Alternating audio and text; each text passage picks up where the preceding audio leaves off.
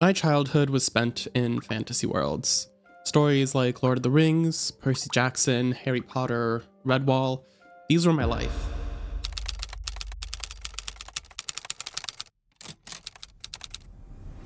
I didn't have much access to video games, but I would watch friends play fantasy RPGs like RuneScape and Worm Online. By middle school, I started playing games like Club Penguin, Minecraft, Roblox. Reading, role-playing, and crafting were my favorite pastimes. But then, I discovered League of Legends.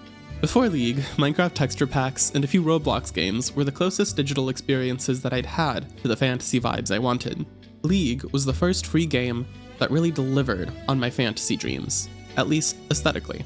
Unfortunately, it did a little more than that. League gave me a taste for competition, for game design that demanded time and dedication in exchange for progress.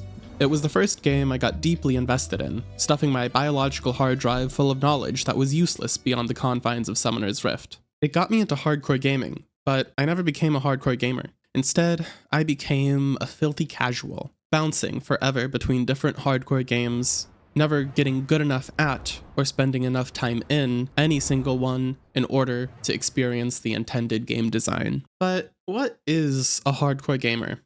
For that matter, what is a hardcore game?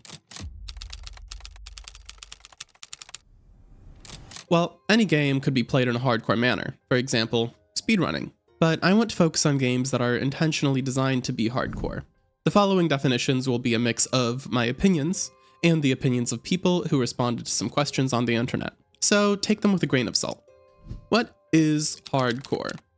Well, it's the opposite of casual, right? So let's see what characteristics every casual game should have.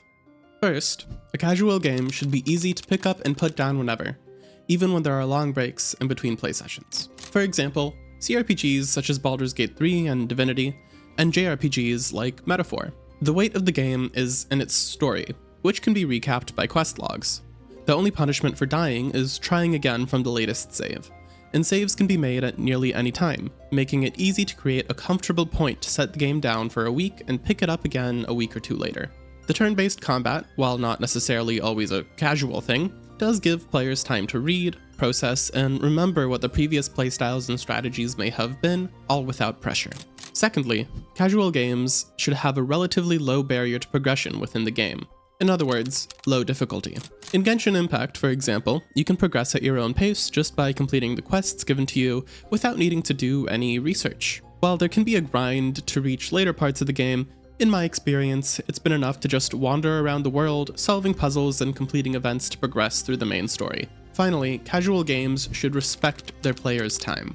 This can mean minimal or no punishment for dying, fewer repetitive or grindy tasks, and preferably a lack of FOMO tactics, also known as fear of missing out. Alone, this category doesn't make or break a casual game, but in combination with the first 2 points, it can make a huge difference.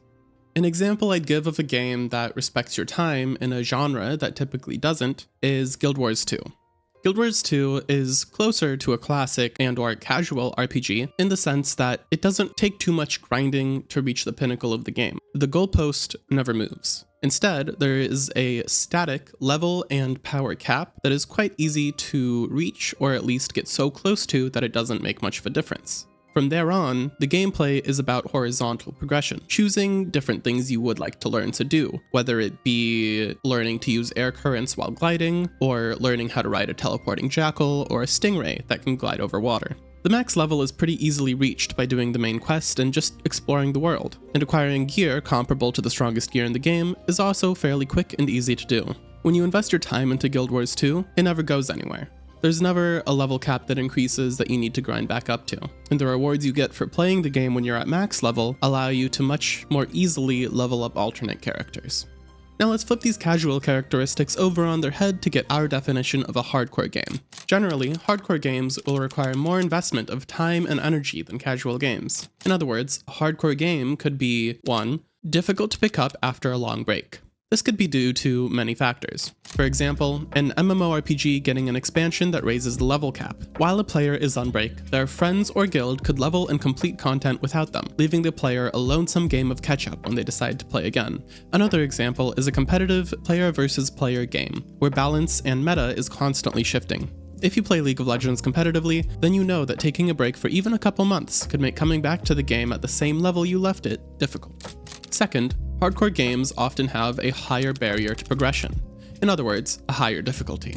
Funny enough, the high difficulty category is probably the most difficult to objectively measure, as different things are difficult for different people. However, I'd generally define it as how often you can get stuck in a game, how likely you are to hit a barrier that's tough to overcome. Let's look at some examples of barriers. In most competitive games, climbing to a new rank is a high barrier.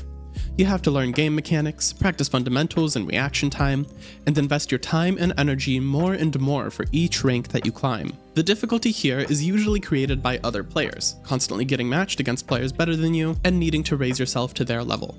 An example of high barriers in a non-competitive game that's not focused on PvP can be found in Path of Exile. Essentially, as you progress through the game, your defenses continue to get lowered, while enemies continue to get stronger and more numerous, meaning you have to constantly be updating your own build and gear and equipment in order to keep up.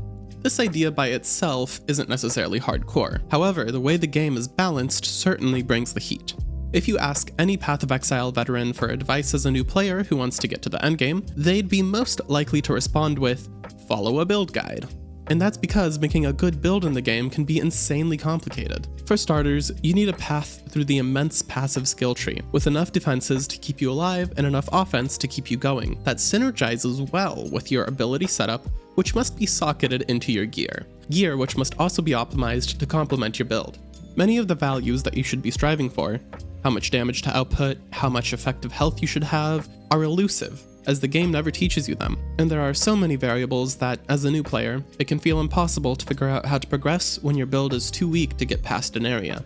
For some context, I have over 1,000 hours in Path of Exile, and I only recently managed to create my first build that actually got to endgame. Maybe I just particularly suck at the game, but I digress.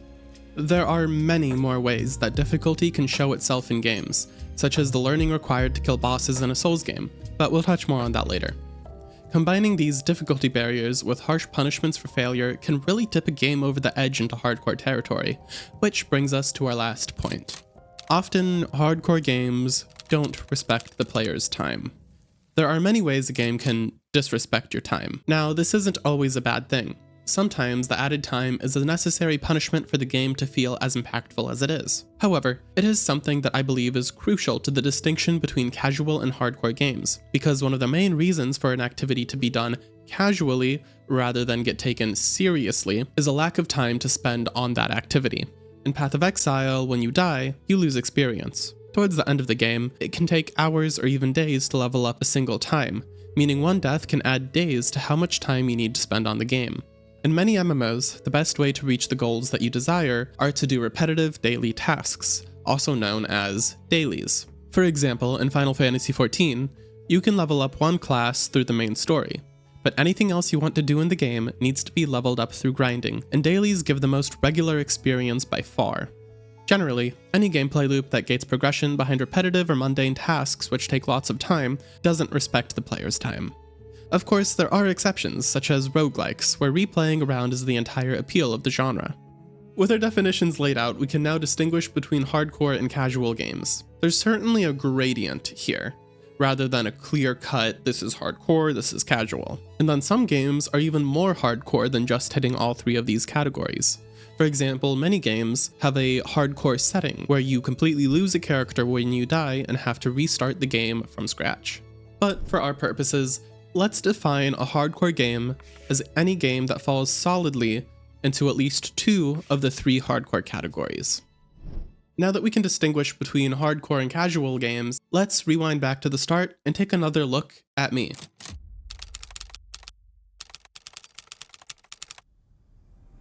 Stories and roleplay were my favorite things growing up, not puzzles and sports. Frankly, even as an adult, none of the hardcore categories really appeal to me that much. I tend to cycle through many hobbies, and often feel like I don't have the time or energy to allow myself to get really invested in a hardcore game. I also don't really have a high tolerance for difficulty.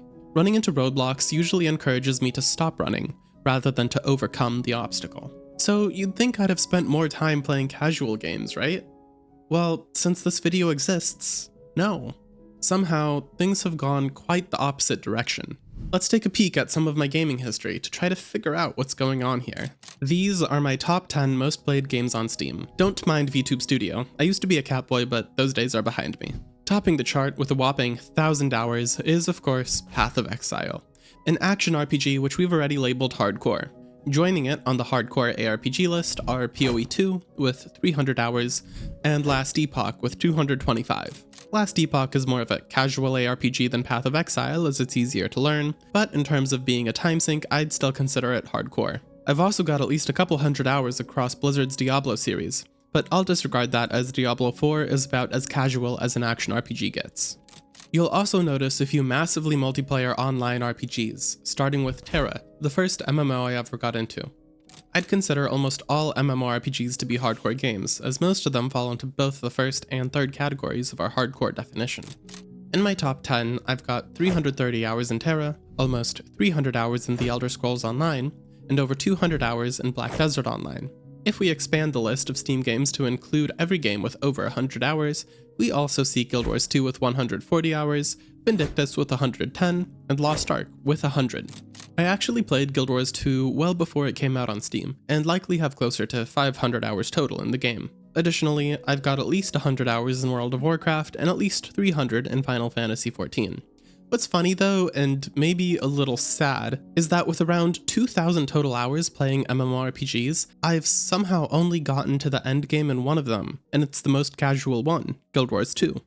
Oh, and we're not done with the hardcore games here yet. If we cut VTube Studio from our top 10 list, we'll see that it now includes both Smite with 600 hours and Dota 2 with 180 hours. The real demon lurking in the shadows, however, the one that started it all, is League of Legends, with a disastrous 7,000 hours of playtime. That's getting dangerously close to an entire year of my life.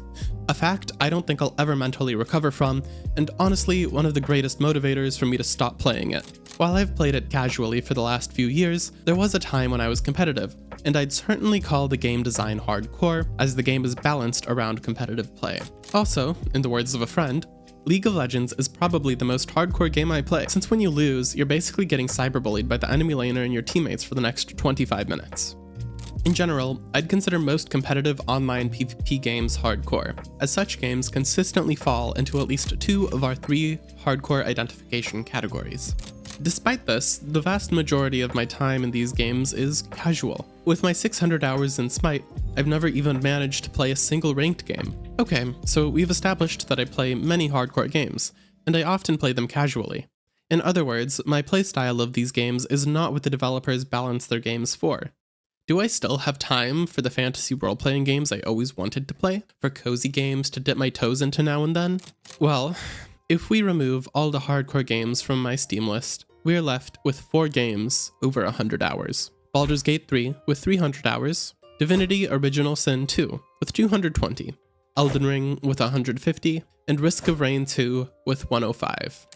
Elden Ring as a casual game is pushing it, as it could arguably fall into categories 2 and 3, but despite the difficulty, it's less of a time sink than most ARPGs.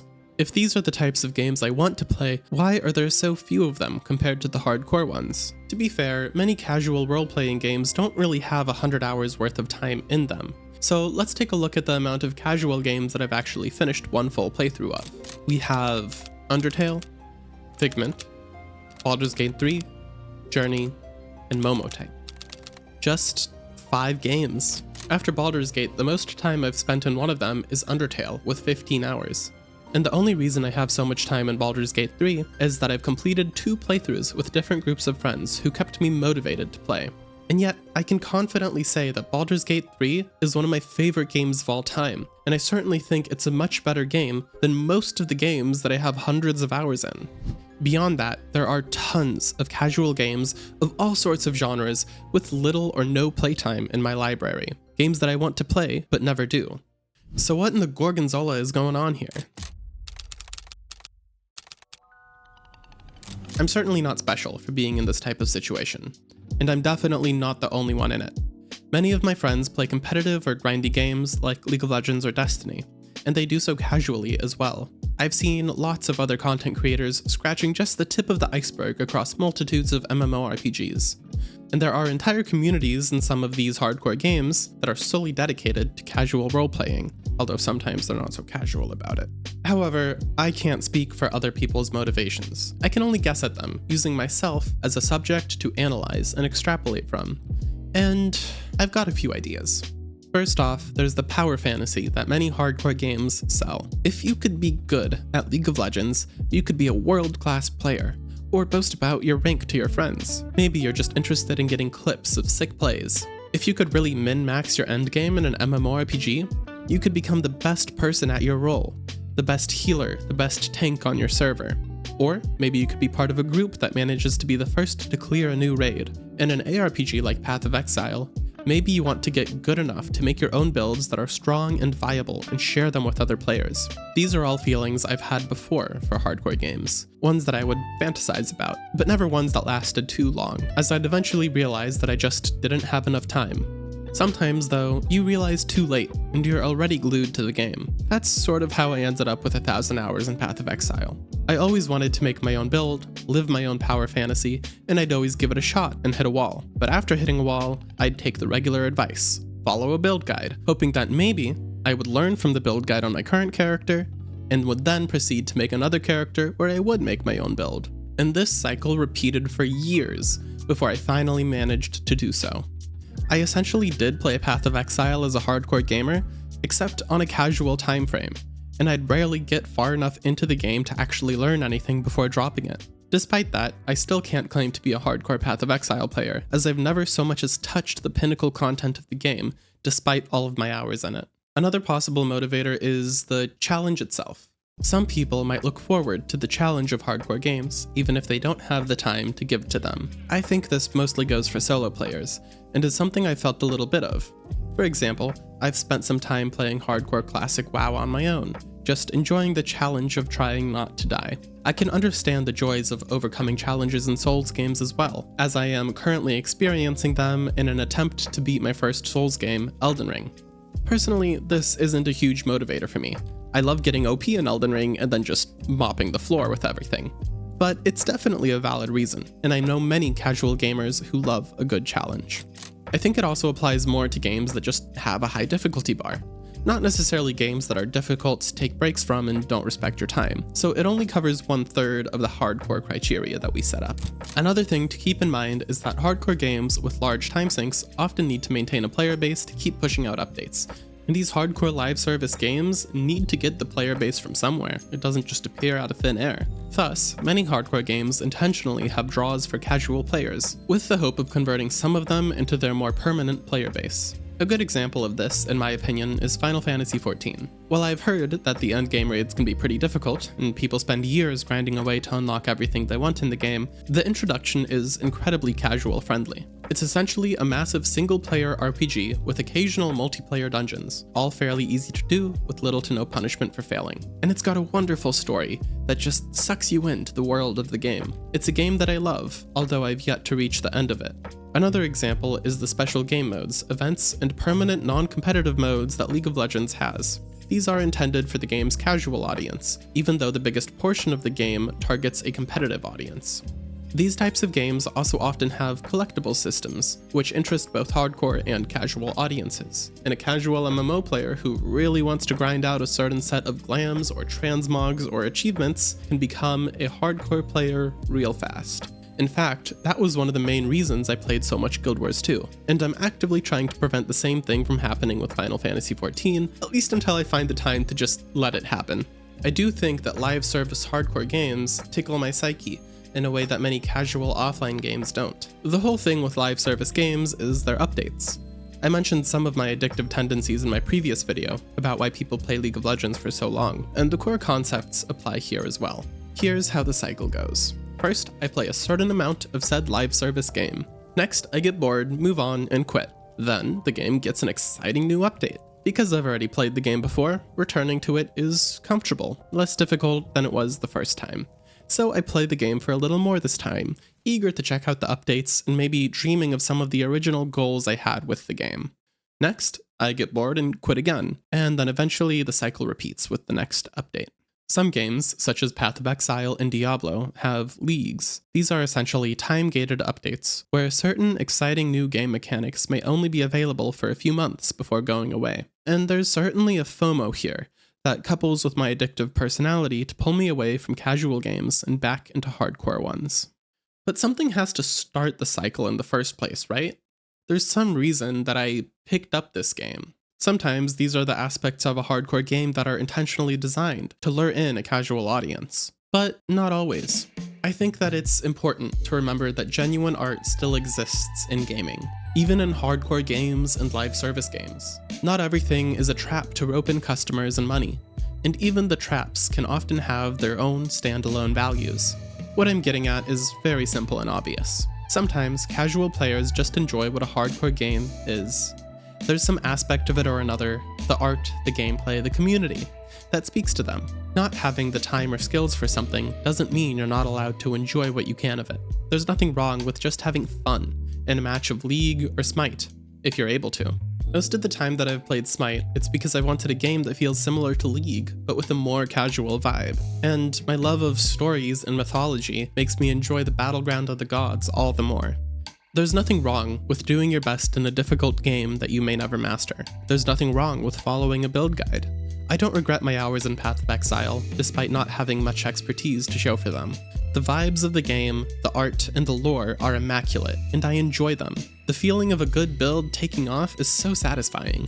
And the one time that I made a good build myself, those 1,000 hours were worth it. Plus, I've been inspired to make more content on Path of Exile, specifically an analysis of the game's story and campaign. So who's to say that a casual player meddling around in a hardcore live service game can't have good results? That said, I really do need to make some time for this massive backlog of casual games.